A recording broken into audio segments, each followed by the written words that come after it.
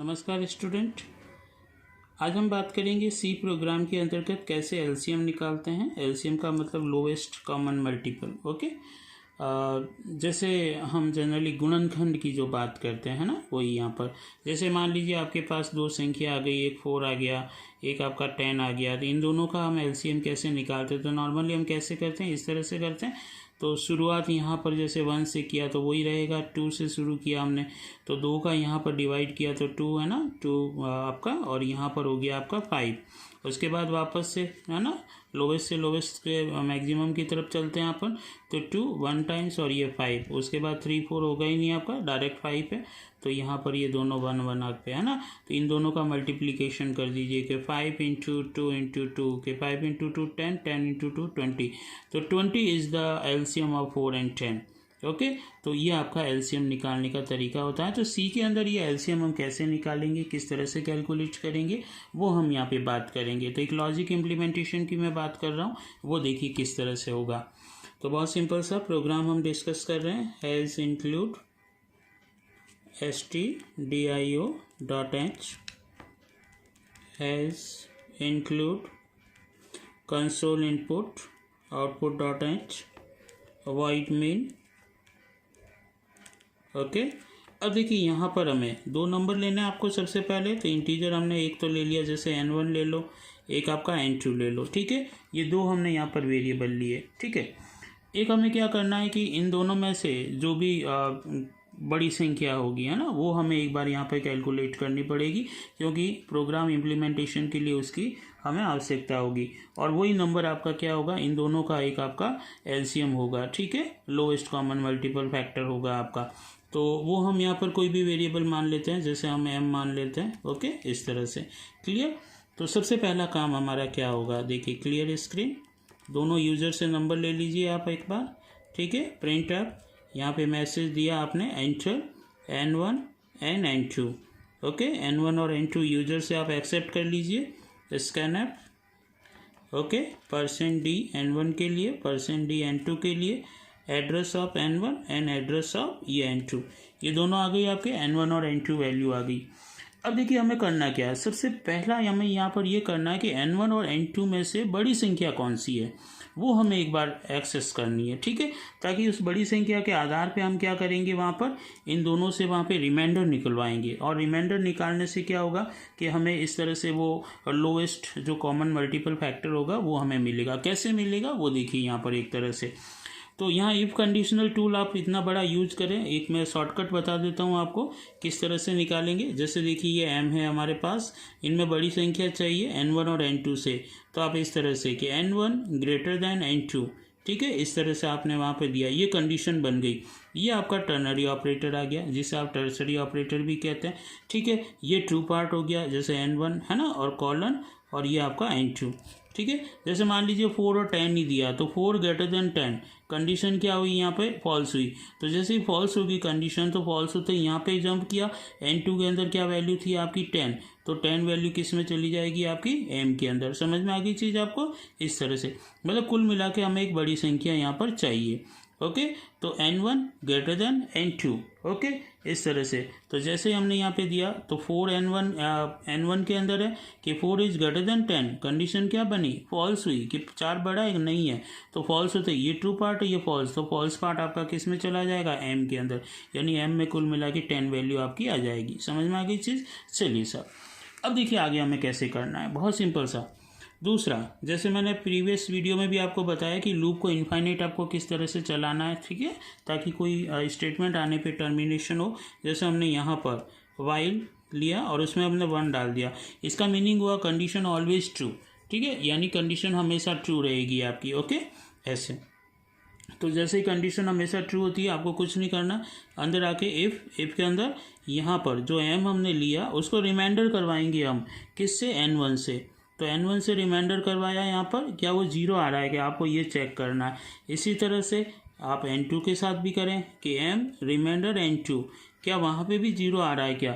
यदि दोनों केस में 0 आ रहा है तो आपको कुछ नहीं करना है, वो आपका एलसीएम हो जाएगा। ठीक है, तो यहाँ पर एलसीएम आपको प्रिंट करवाना है। ठीक है, समझ में आ गई चीज़ आपको इस तरह से। तो यहाँ पर आप मैसेज दे देंगे सिंपल सा कि प्रिंट ऐप है ना, /n करके लिख दीजिए कि LCM for %d and %d is %d।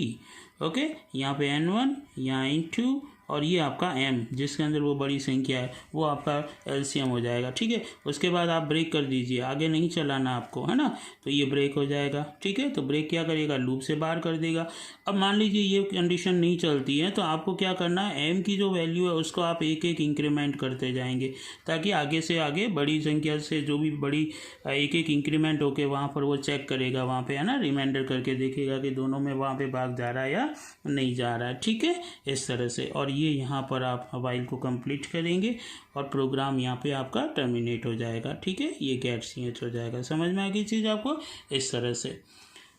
तो एक बार यहाँ पर देखते हैं ये लॉजिक इम्प्लीमेंटेशन हम एक बार चेक कर लेते हैं। ठीक है, तो देखिए यहाँ पर जैसे 4 और 10 की बात कर रहे हैं तो प्रोग्राम स्टार्ट हुआ, यहाँ पर आपने 4 दिया और एक 10 दिया, तो n1 के अंदर तो चला गया आपका 4 और n2 के अंदर चला गया आपका 10।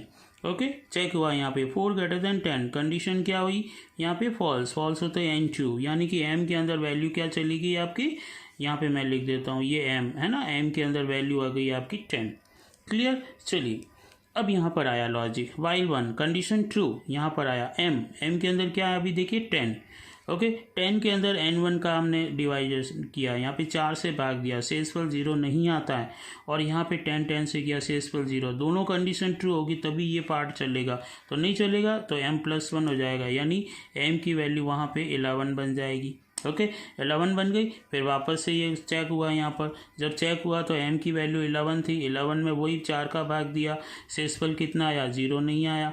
ठीक है, ओके, रिमाइंडर आएगा ही नहीं 0 यहाँ पर। फिर वापस से यहाँ 10 रिमाइंडर आपका 11 है ना, m 11 है आपका, देखिए 11 है, तो 11 रिमाइंडर 10 हुआ, तो यहाँ पे भी 0 है ना, नहीं आ रहा है, कंडीशन फॉल्स हो रही है, ये m+1 हो जाएगा, यानी m की वैल्यू हो जाएगी 12 है ना। इस तरह से देखिए यहाँ पर m की वैल्यू जो होगी आपकी 12 है, 13 है, 14 है, 15 है, 16 है, 17 है, 18 है, 19 है, ये जितना भी होगा 13, 14, 15, 16, 17, 18 और 19, इनके अंदर देखिए 4 और 10 का आप डिवाइड कर दीजिए, रिमाइंडर कभी भी 0 नहीं आएगा एक भी केस में। ये इस तरह से ये लूप चलता जाएगा आपका और m की वैल्यू इंक्रीमेंट होती जाएगी। जैसे m यहाँ पे 20 हुआ, जैसे ही m 20 हुआ आपका, ठीक है, 20 होते ही यहाँ देखिए 20 रिमाइंडर 4 है ना, तो यहाँ पर मतलब तो रिमाइंडर 0 आ रहा, 20 के अंदर 4 का भाग दिया, शेषफल 0 आ गया, और यहाँ पे भी क्या हुआ, m आपका 20 है और ये 10 है ना, तो रिमाइंडर आपका 0 आ रहा, बिल्कुल आ रहा। दोनों कंडीशन में देखिए ट्रू हो रहा है, तो ट्रू होते ही अंदर आ जाएगा, तो आपको मैसेज मिल जाएगा वहाँ पे। ठीक है, और वो मैसेज आपको क्या मिलेगा यहाँ पे कि LCM फॉर 4 and 10 इज, ये देखिए m की वैल्यू कितनी हो गई थी आपकी, ठीक है, तो यहाँ पे 20, तो यहाँ पे 20 आ जाएगा। ठीक है, ये जैसे मैसेज हुआ, ब्रेक होते ही सीधा का सीधा कंट्रोल आपका कहाँ आ जाएगा, बाहर। समझ में आ गई चीज़ आपको। तो इस तरह से आप एलसीएम वहाँ पे निकाल सकते हैं। तो ये एलसीएम निकालने का एक बहुत ही ईजी सा लॉजिक है कि आप किस तरह से एलसीएम निकालना है। ये जो मैंने यहाँ पर आपको लॉजिक बताया है वो इफ़ कंडीशन है, आप इस तरह से भी लिख सकते हैं यहाँ पे इफ़ करके कि n1 > n2 है ना, मतलब n1 > n2 कंडीशन यहाँ पर है ना, और इस तरह से m के अंदर आपको कौन सी वैल्यू डालनी है।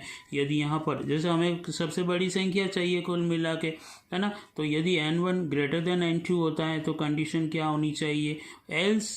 ठीक है, और कंडीशन क्या होनी चाहिए, तो यहाँ पे फॉल्स होगा तो इसमें n2 आ जाएगा, और इसमें यहाँ ट्रू होगा तो ये n1 हो जाएगा। तो इस तरह से भी कर सकते हैं। तो इतने बड़े अपन कोड को लिखे उसको हमने रिप्लेस कर दिया एक सिंगल लाइन के अंदर टर्नरी ऑपरेटर का यूज करते हुए। ठीक है, इस तरह से।